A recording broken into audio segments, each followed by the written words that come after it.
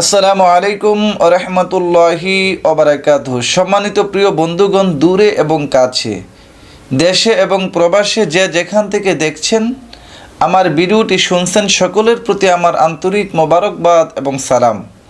সম্মানিত প্রিয় বন্ধুগণ, এখন আমি আপনাদের সামনে খুবই গুরুত্বপূর্ণ একটি হাদিস উপস্থাপন করব। আমরা সকলেই জানি আল্লাহ পাক রব্বুল আলামিন আমাদের উপর 5 ওয়াক্ত নামাজকে ফরজ করে দিয়েছেন। আল্লাহ পাক রব্বুল আলামিন সুবহানাহু ওয়া তাআলা পবিত্র কোরআনুল কারীমের 4 নম্বর সূরাতুন নিসার 103 নম্বর আয়াতে কারিমে ইরশাদ করেছেন, বিসমিল্লাহির রহমানির রহিম, ইন্নাস সালাতা কানাত আলাল মুমিনিনা কিতাবাম মাওকুতা। নিশ্চয় নামাজ ফরজ করা হয়েছে মুমিনদের উপরে নির্ধারিত যথাসময়ের মধ্যে। সুবহানাল্লাহ। এই আয়াতে আল্লাহ বলেছেন নির্ধারিত সময়ের মধ্যে আল্লাহ নামাজ ফরজ করেছেন। ওয়াক্ত মতো নামাজ আদায় করতে আল্লাহ বলেছেন। ওয়াক্ত মতো নামাজ আদায় করার অনেক ফজিলত।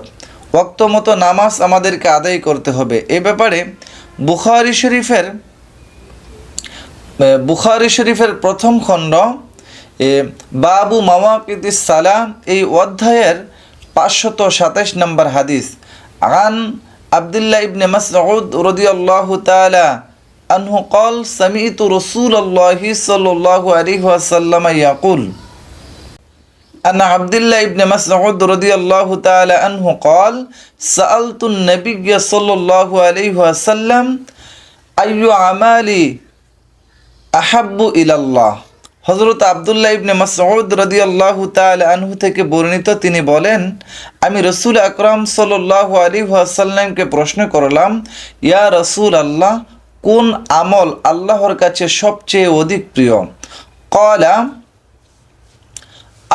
আস-সালাতু আলা ওয়াক্তিহা। রাসূল সাল্লাল্লাহু আলাইহি সাল্লাম বললেন, ওয়াক্ত মতো নামাজ আদায় করা। ক্বালা সুম্মা আইয়ু। বর্ণনাকারী সাহাবী হযরত আব্দুল্লাহ ইবনে মাসউদ বলেন, আমি আবার জিজ্ঞাসা করলাম, ইয়া রাসূলুল্লাহ, তারপরে কোন আমল অধিক প্রিয় আমল?